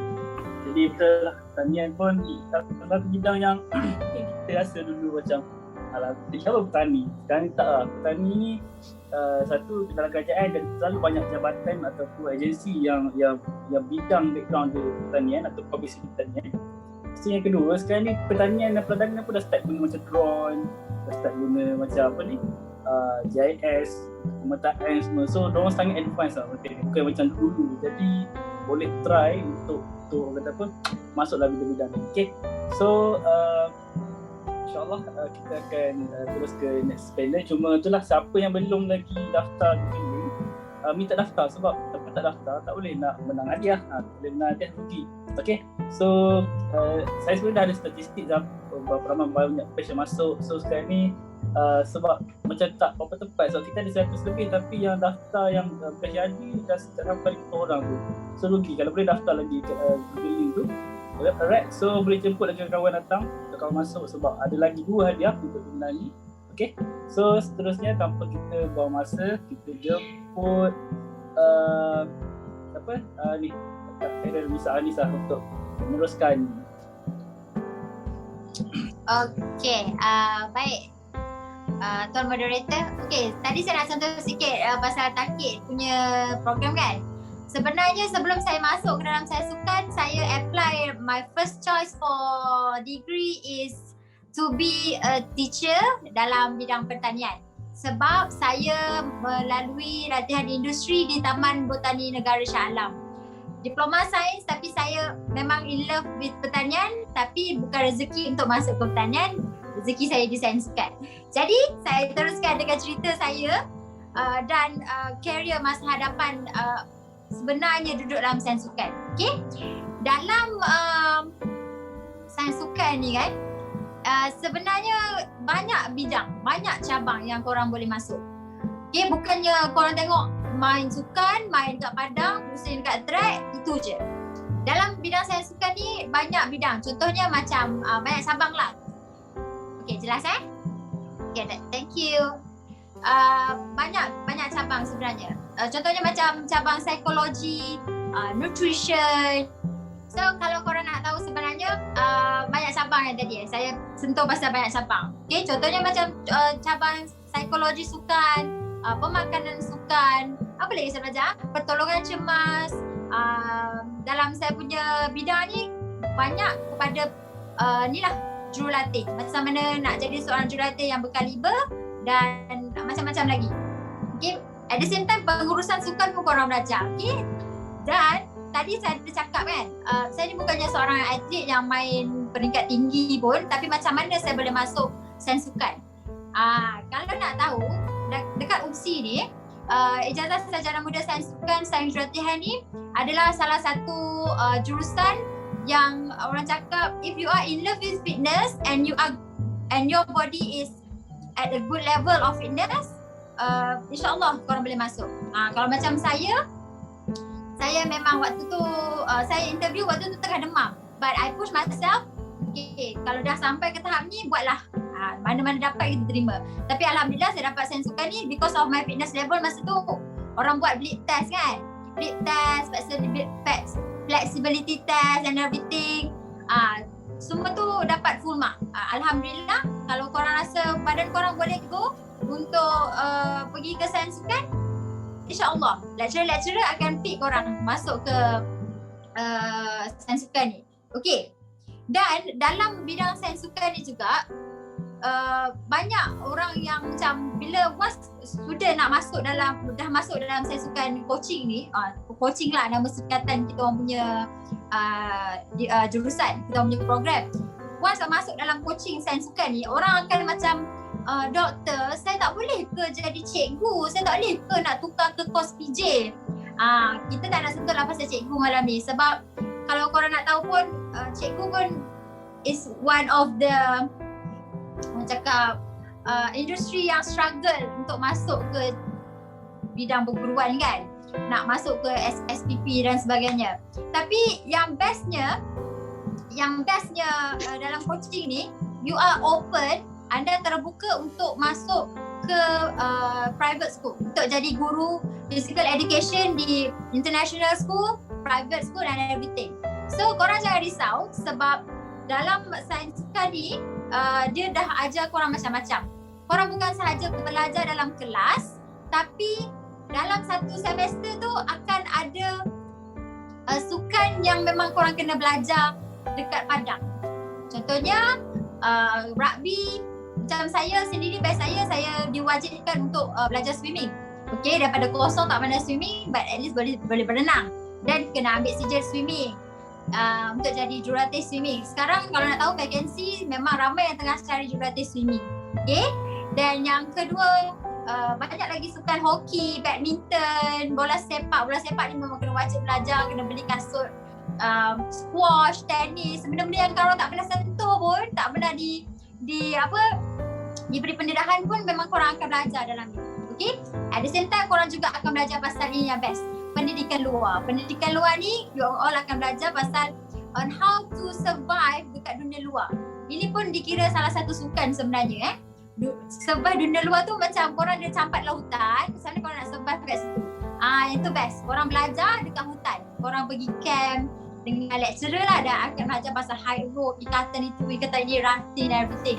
Okay, saya punya batch tak sempat sebab batch yang kedua bawah baru dapat peluang belajar benda tu. Okay, then kalau korang biasanya orang akan fikir lah, saya nak jadi apa sekiranya bila dah saya grad dengan coaching ni, apa yang saya boleh jadi, apa yang saya akan jadi. Contohnya sekarang anda lihat saya menjadi seorang jurulatih kecergasan lah di Absolute Wellness. Okay, dan sekarang saya juga merupakan seorang jurucakap di Absolute Wellness. Ini yang best. Okay, kalau anda ada satu tambah nilai, okay, tambah nilai kepada diri anda, majikan pun akan put you on something yang boleh bagi impact besar kepada company tersebut. Macam tu. Okay, sebab saya ada lagi satu cita-cita sebenarnya, nak jadi seorang jurucakap ke, nak jadi pengacara, tapi tak kesampaian. Tapi kita gunakanlah pengalaman ni, ilmu ni, talent yang kita ada untuk kita bagi kepada company tersebut. Okay, dan sains sukan sangat meluas. Okay, korang jangan rasa macam nanti kerja apa je sains sukan ni, nanti nak cari company mana sebenarnya sains sukan ni adalah salah satu cabang, salah satu bidang yang korang boleh create that job. Okay, korang boleh buka gym sendiri. Kalau sekarang ni dengan pandemik, korang boleh create that job, korang buat virtual class. Macam saya sekarang pun ada personal trainee saya sendiri. Saya akan saya train lah dia sampai dia achieve goal and everything. Dan yang paling penting yang paling syok je lah belajar sains sukan, korang boleh reka sendiri training program latihan macam mana untuk korang buat diri korang ni capai yang macam korang nak. Contohnya saya nak kurus lagi 5 kilo, what I need to do within berapa bulan. Itu yang korang akan belajar sebanyak 3.5 tahun lah dalam sains sukan coaching ni. Dan kalau korang mencari satu benda yang belajar fun, stress free, I'm so welcome you untuk belajar sains sukan. Sebab kita ada membaca, kita memang akan belajar anatomi. Okay, macam saya cakap, I really love into science and luckily, alhamdulillah, belajar sains sukan, kita belajar pasal manusia saja dan makanan. Tak lebih pun. Matematik tak ada matematik. Sama tak suka matematik, baiklah masuk sains sukan. Itu yang best. Dan selebihnya kita belajar psikologi, benda-benda yang kena baca sikit-sikit je, tak banyak pun. Jadi kalau korang seorang yang aktif dalam sukan, nak belajar juga pasal sains, you are welcome. Saya sangat mengalung-alungkan orang masuk sains sukan, gitu. So saya rasa macam tak ada banyak sangat untuk saya dikupaskan, maybe tak sampai idea. Tapi kalau korang nak tahu lagi lebih lanjut pasal sains sukan, career yang mendatang dan sebagainya, boleh je contact saya secara personal. Saya boleh guide, saya boleh ajar, saya boleh tunjuk macam mana sebenarnya sains sukan ni. Saya boleh tunjukkan juga apa subjek-subjek yang korang akan belajar dalam sains sukan. Bermula termasuklah bukan sekadar ijazah je, daripada diploma juga. Okey, dan jangan risau siapa yang memilih untuk masuk STPM lepas ni. Kebanyakan orang yang masuk ke ijazah sarjana muda sains sukan ni adalah orang-orang yang daripada STPM. Kalau korang nak tahu sebenarnya atlet-atlet Malaysia tu pun lepas dia habis SPM, dia belajar lagi dekat Bukit Jalil tu STPM, barulah dia pergi ke universiti-universiti yang memang serap atlet Malaysia. Jadi jangan rasa kalau korang pilih aku nak pergi STPM dulu, jangan rasa STPM tu kecil. Sebenarnya saya memang respect orang yang belajar STPM sebab bukan mudah sebenarnya. Dan saya pun saya nak rangkumkan bahawasanya sains sukan ini salah satu jurusan yang enjoy and job pun enjoy. Macam sekarang pun saya work from home je, kelas buat virtual and job scope is not too much, but kerja tak ada timing cap lah. Dapat job kena buat, macam tu lah. Okay, memang saya duduk dalam company tapi macam mana nak cakap, kita macam free move, okay, remotely, boleh kerja bila-bila masa. Sebab tahulah kan dalam bidang sukan, kerja dengan orang sukan, so behavior pun macam sukan.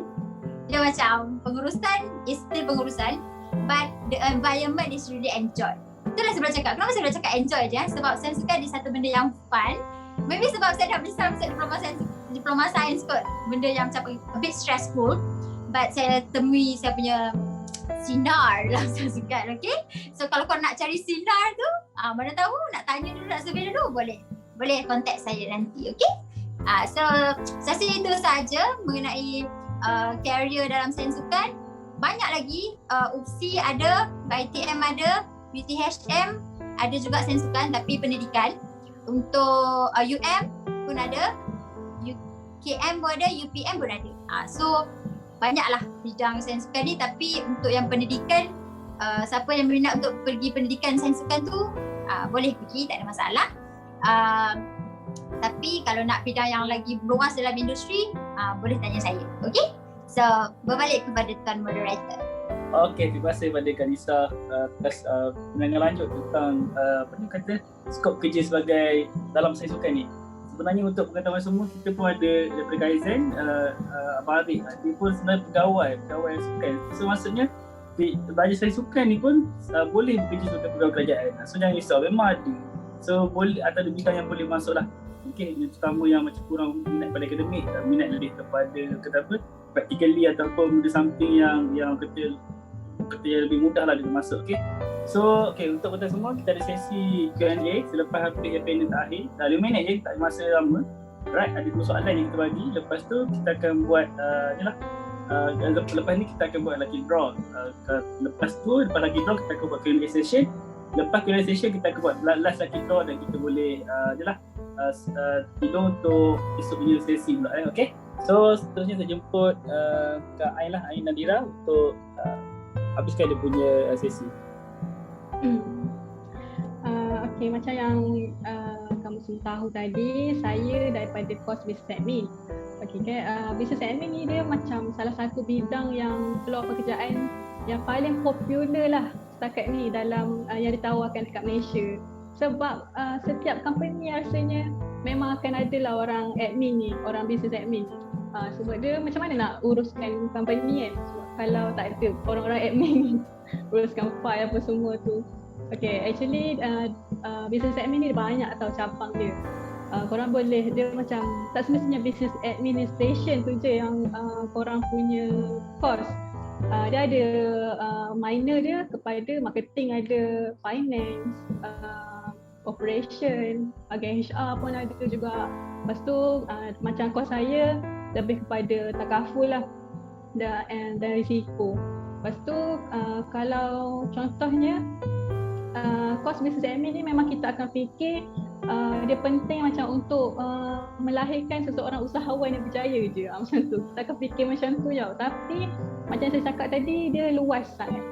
So macam-macam bidang yang kita boleh masuk. So tak perlu kita nak mindset business admin ni untuk kita fokus buat business je. Tapi kalau contoh kalau korang ada cita-cita nak jadi CEO yang berjaya ke, macam drama TV3 tu, tak apa, korang boleh proceed je dengan course ni.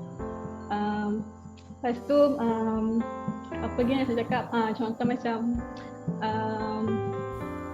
biasanya macam tadilah saya cakap, setiap company dia akan perlukan orang admin ni. So macam orang cakap admin ni macam kerani tau, macam clerk. Tapi actually admin ni macam tunjang dalam company tu. Macam tu. Tapi sebab dia ada finance pun ada orang ni. Tapi macam biasanya kita pernah dengar admin assistant lah, ataupun pegawai takbir ke, pembantu takbir. Dia ada 2 dalam segi operation ataupun dari segi finance, ataupun pengurus projek pun boleh juga, dan macam-macam lagi lah. Tapi untuk course saya ni pengurusan risiko dan takaful banyak lagi sebenarnya. Tapi sebab macam kadang-kadang orang tak pernah dengar pun benda ni, peluang pekerjaan ni. Tapi ni saya macam contoh nak bagi tahulah. Contoh dalam bahagian insurans ni dia akan ada broker insurans, lepas tu loss adjuster, underwriter, ataupun yang paling common agent insurans. Sebab benda-benda ni dia dekat company insurans je lah yang ada biasanya. Contoh macam broker insurans, korang tak pernah dengar kan broker insurans? Contoh lah tak pernah dengar. Dia broker insurans ni dia individu yang ditugaskan sebagai orang tengah untuk jaga kewangan dengan certain company, untuk memudahkan lagi lah transaksi kewangan antara 2 company tu. So macam dia jagalah kewangan tu. So macam kalau ada apa-apa hal, korang kena direct dengan broker company tu lah. So contoh kalau loss adjuster, dia macam detektif lah, ibarat macam detektif. Dia menyiasat dan menyelaras nilai kerugian dan pampasan untuk sesuatu kemalangan. Contoh macam biasa kalau kita dengar kita accident kereta. Contoh kita accident lah, motor kereta ke, tak kisahlah apa-apa accident yang memerlukan yang ada kerugian lah kat situ. So adjuster ni lah dia akan pergi dekat tempat tu, dia akan nilai kerugian tu berapa, baru dia yang letak harga untuk bayar korang punya insurans tu, macam tu, yang untuk korang boleh claim. Contoh kalau underwriter ni, apa yang saya tahulah, dia pihak yang menilai dan menanggung risiko pihak lain dengan bayaran yang sering berbentuk macam commission, premium, spread ataupun faedah. Itu underwriter. Satu yang biasanya kita dengar agent insurance. Agent insurance ni siapa-siapa pun boleh ambil sebenarnya. Tak kisah pun, tapi kalau contohnya korang ambil kos kita orang ni, dia akan jadi satu benefit lah untuk korang jadi agent insurance. Sebab kita dah belajar benda-benda basic tu, so jadi agent insurance macam untuk kita menambah ilmu lagi lah, untuk kita dapat pendapatan yang lebih. Contoh macam ada je classmate saya, dia agent insurance, tapi kadang-kadang dia tangguh pengajian, lepas tu dia fokus ke agent insurance tu, fokus untuk jadi agent insurance. Lepas tu tahun depan tu dia join dengan junior lain. Lepas tu sebab dia macam dia nak balancekan kerja dia dengan dengan belajar lah. Tapi dia memang dah kaya raya lah sekarang ni. Sebab dia dah macam top sale untuk agent lah macam tu. Tapi actually kalau contohnya course saya ni, lecturer kita orang dia ada macam dia kenalkan satu modul lah untuk ambil satu sijil, iaitu sijil Certificate Islamic Specialist in Takaful, ataupun orang boleh panggil dia CIST. Biasanya kalau kita sendiri yang nak ambil sijil ni, kena ada modal dalam 4,000 lah biasanya untuk dapat sijil ni. Tapi alhamdulillah setakat ni macam kerajaan dia bagi tanggung kos lah untuk Uniza. Dia bayarkan untuk kita orang, so kita orang boleh dapatkan sijil tu free je. Tapi dia ada exam dia. Dia kena masuk modul, dia ada 4 modul macam tu lah. Tapi setakat ni saya sekarang ni bulan depan lah baru masuk kelas tu. Lulus lah sijil tu, untuk dapat sijil tu kan. Sebab dia ada satu benefit jugalah pegang sijil tu, sebab nanti korang boleh masukkan dalam resume ataupun CV korang. So, macam satu benefit lah untuk ni. Tapi actually sekarang ni saya tengah intern under marketing dekat IIUM Medical Specialist Center Kuantan. Tapi sebab ni dah last sem dah, rezeki saya dapat under marketing. So macam saya cakap tadi, tak semestinya korang course tu tapi korang nak intern dekat company insurance je. Tak semestinya macam tu. So macam meluas lah, boleh pergi kat mana-mana je. So tapi actually under marketing ni pun seronok, fun je sebenarnya, sebab relax je. Cuma korang kena pandai approach orang, korang kena pandai jaga patient. Macam saya kan dekat medical center kan, so saya kena ni lah uruskan swab test patient, apa-apa semua tu, macam tu lah. Tapi actually macam saya cakap tadi, korang tak payah takut lah nak ambil business admin ni, sebab peluang pekerjaan dia sangat luas lah.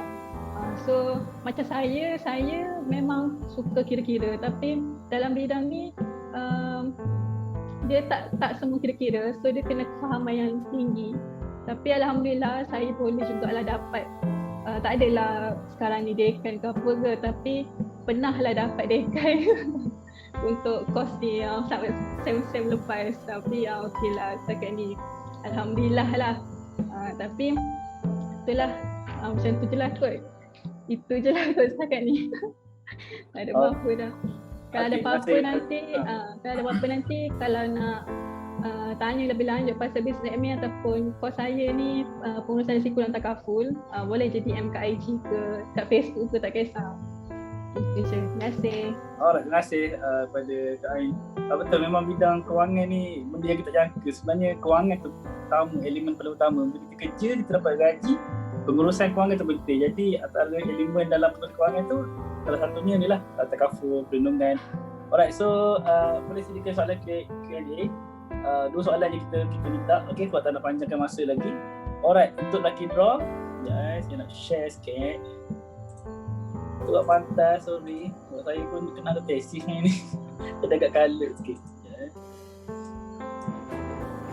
Okay, so untuk next ni lucky draw. Okay, untuk lucky draw yang kedua ni, hadiahnya adalah Literasi Ticket. Alright, so sponsor oleh AG Southgrange. Southgrange ni kalau kau kenal kat kita lah, kat kita nama dia ni. Ada orang lah yang pertama, ada orang nak sponsor. Kita nak cari wari ke apa, boleh contact orang. Alright. So boleh kita minta untuk buat lagi draw.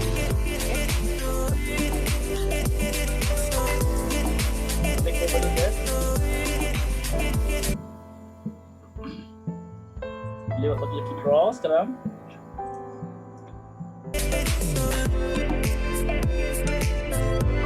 Okay. So siapa pemenang kedua ni? Tengok. Dapat wangi ni. Dah jimat duit dah. So kalau siapa ada business ke nak sponsor, ada hadiah untuk ni, insyaAllah kita boleh berkongsi rezeki kat sini. Okay. So kali ni kita ada apa? Kita ada 77 orang. Alright.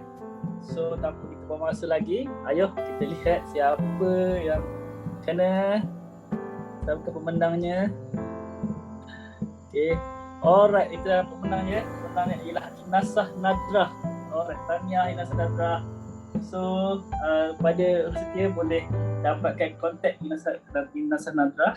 Okay, terima kasih kepada Kristina.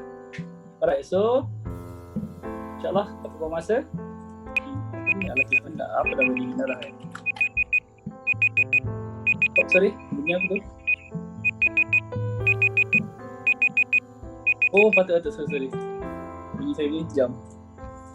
Okay, so itulah pemenang kepada Eddie Safran dan alright, so tanpa buang masa kita teruskan sikit lagi. Okay, bidang pekerjaan di Malaysia yang dapat saya kumpulkan yang sekarang tengah top kat Malaysia ni. Kalau boleh tengok, first yang pertama ni sales and marketing nombor 1, kedua accounting, ketiga computer, operation, 4 admin, 5 servis. So boleh nampak sekarang ni macam mana dia dah berubah lah dia punya ni. Dulu mungkin healthcare, science, education tinggi, tapi sekarang dia dah macam berbalik. Tapi itulah atas kita lah, kalau kita betul minat tak ada masalah pun. Even kat science dah sekali pun, kalau minat tak ada masalah pun betul. Yang paling penting minat, passion kita. Okay, so harapnya dah ada 2 soalan tu. Okay, kalau boleh daripada adik-adik lah, daripada abang-abang kakak ni. Soalan kalau boleh daripada adik-adik lah, supaya mungkin ada benda nak tahu. Alright, so ada soalan? Okay, Assalamualaikum warahmatullahi wabarakatuh. Waalaikumsalam, Madam. Okay. Saya Muhammad Syami bin Abdul Wahab dari Batch Valiant. Okay, tujuan soalan ni saya tujukan kepada Kak Khairul dia yang belajar di UPSI. Okay, soalan saya untuk bidang pengajian di UPSI, apabila mendapat ijazah sarjana muda tu, dan terutama dalam bidang pendidikan, apakah memang kita tahu skop pekerjaan ni ialah untuk menjadi seorang guru, tetapi apakah dengan fakta yang mengatakan isu sekarang ni yang saya terbaca di media sosial dalam berita harian yang mengatakan lebih daripada 4,500 graduan yang menganggur dalam bidang ijazah sarjana muda pendidikan ni. Boleh memberikan pandangan tak tentang isu itu? Okay, terima kasih. Okay, sebenarnya soalan ni pun bermain juga dalam UPSI. Sebab bukan UPSI saja yang melahirkan graduan pendidikan. UTHM ada, UM ada, UPM ada, UKM ada. So, dia jadi situ macam itu yang menyebabkan lambakan sebenarnya. Sebab okay, kita dah ada satu universiti pendidikan di Malaysia, tapi masih ada universiti lain yang keluarkan. Okay, jadi macam situ saya tak berani nak cakap banyak lah. Tapi sebenarnya apabila anda habis tamat saja bergraduat sebagai seorang pelajar graduan pendidikan, apabila anda apply SPP tu, perkhidmatan pendidikan tu, itu sebenarnya beratas, kalau orang boleh cakap lah, rezeki. Kebanyakan orang boleh cakap rezeki. Sebab saya pun bukannya yang dalam pendidikan, so saya tak kurang sikit ambil tahu pasal pendidikan. Tapi kalau yang nak, kalau kita boleh tengok isu yang digembar-gemburkan, yang selalu dibahaskan dalam di Facebook lah kan, biasanya orang tengok yang membahaskan pasal susahnya dapat susahnya nak jadi cikgu ni sebenarnya kan. Nak lulus interview SPP tu struggle dia sebab macam saya pun, macam sini-sini saya pun ada yang sekarang ni dah 4 tahun graduate tak dapat jadi, tak dipanggil-panggil lagi untuk lapor diri jadi cikgu. Jadi benda tu bergantung atas rezeki anda dan juga bergantung atas kos apa yang anda ambil, kekosongan yang ada dalam KPM masa itu, dan bergantung juga kepada apa tu orang cakap result pun sekarang orang cakap macam alah macam mana, sebab ada juga yang keluar isu aku result 3.0 je tapi aku boleh jadi cikgu awal lagi pada yang 4.0. Sebab tu kita tak berani nak kata apa masalah yang menyebabkan pengangguran ini berlaku sebenarnya. Sebab tu selagi korang tak dapat nak jadi cikgu, dan untuk kerajaan cari lubang yang boleh korang masuk menjadi guru dulu. Ambil pengalaman dulu. Banyak sekolah-sekolah swasta sekarang dekat Malaysia sangat banyak mencari guru, terutamanya dalam bidang pure science, bahasa Melayu yang mengajar IGCSE, tak ada masalah. Kalau tak belum lagi rezeki dia kerajaan, boleh pergi ke swasta. Sebab bidang pendidikan ni luas. Bidang pendidikan ni adalah satu bidang yang boleh buat duit. Walaupun saya seorang jurulatih kecergasan, pada masa yang sama saya juga mengajar tuition.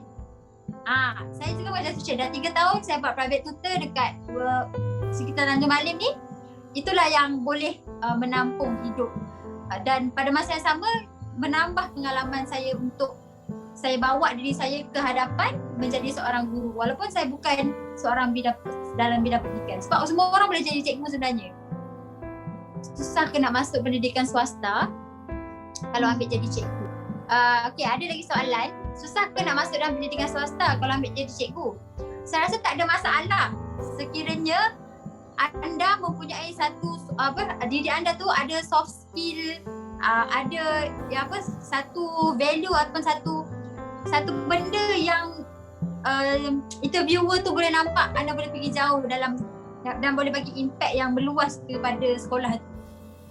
Sebab sekarang ni dalam pelajar-pelajar opsi pun, kalau yang memang terutamanya dalam bidang-bidang yang macam kurang sikit dipanggil lah dalam kerajaan ni, macam PJ dan muzik semua tu, mereka akan pergi ke swasta. Dan sekarang ni pun memang graduan dah mesti memang akan tunjuklah siapa yang masuk ke, kita akan buat satu poster cast tunjuk pelajar-pelajar yang memang boleh masuk ke bidang swasta. Sebenarnya tak ada masalah pun.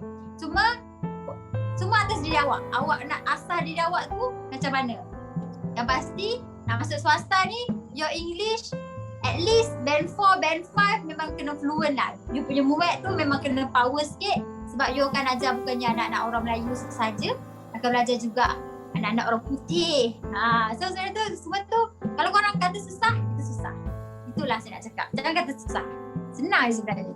Betul. Setuju dengan Kak Khairul. Sebenarnya bila apa-apa pun, tapi itulah kata tadi, kalau kita ada kesempatan kalau nak cari satu bidang yang mungkin tak ada ramai yang ambil bidang tu, mungkin lebih baik. Contohnya macam kita sendiri, macam saya, bidang saya company ataupun architecture, mesin bina, memang tak ramai orang ambil. Kat situ dia ada juga ukur, juru tanah, jadi ada benda yang boleh ambil fikir. Cuma kita kena berani untuk mencuba. Atau kalau sekarang ni, sebelum kadang-kadang tak dapat lagi keputusan yang correct, maksudnya ada lagi masa untuk pilihan, jumpa je sini-sini, tanya je WhatsApp. Diorang ni selalu open, sangat open, sangat suka nak bantu adik-adik ni. Jangan segan, jangan formal sangat pun. Cuma orang kata approach je, insyaAllah diorang akan bantu. Okay, so rasa tu saja untuk Q&A sesi, insyaAllah. Sorry lah, sebenarnya dah habis kontrol dah malam ni, tapi lebih juga habis 10.45 PM. So insyaAllah esok kita akan cuba cepatkan lagi. Okay, habiskan 10.30 esok lah. Okay, last but not least, okay, jika kamu berhasrat untuk berjaya, jangan hanya memandang ke tangga, tetapi belajarlah untuk menaiki tangga tersebut. Maksudnya, kalau kita tahu kita nak berjaya, bukan sekadar kita masuk universiti, tapi kita kena belajar untuk habiskan kat universiti tu, tuntut ilmu tu. Okay, so insyaAllah kita akan berjaya seperti mana orang lain. Dan untuk adik-adik semua, kita punya kejayaan ni, setiap orang punya dia lain-lain. Dia tak adik sama, maksudnya mungkin orang ni umur 24 dah kahwin, orang ni 26 baru kahwin. So dia timeline pun berbeza. So jangan stres, jangan risau, just do it dan just follow je apa yang telah Allah bagi kita. Okay. So sebelum kita tamatkan sesi kita pada malam ni. Alright, sebenarnya kita ada sediakan CJ, okay? Boleh berjalan dek. Alright. So CJ ni boleh download esok. Okay. Hari ni tak akan bagi. Siapa yang follow hari ni dengan esok akan dapat CJ ni. Kawan Okay. kita dah kahwin. Okey ni siapa pelik? Siapa tu? Anish Ashila. Okay. So esok kita akan tampilkan moderator yang kedua, iaitu Abang Ifat kita, Daizan. Alright. Hot orangnya, rugi tak tengok esok. Okay. Dan kita ada 4 lagi panel yang bidang dia orang yang agak yang kata apa, contemporary, yang terbaru, bidang yang gaji besar pun ada. Contoh macam Syahadat, Azrul Ikhwan, Abang Zamuddin kerja pengurus dekat Shopee, Farouk dalam bidang undang-undang. So diorang pun sama juga macam panel kita malam ni yang hebat-hebat belaka. So insyaAllah mohon tahniah kepada pemenang. Alright. So sebelum saya tutup majlis ni, minta sekali lagi untuk follow kita punya media sosial. Alright, untuk IG, Instagram, IG saya sama lah, IG dan Twitter.